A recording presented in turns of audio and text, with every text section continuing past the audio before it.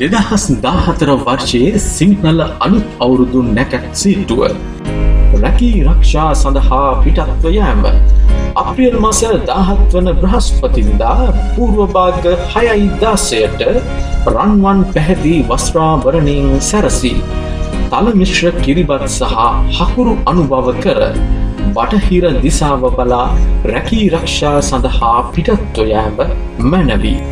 ඔබට සුබ අලුත් අවුරුද්දක් වේවා. www.tarunaya.com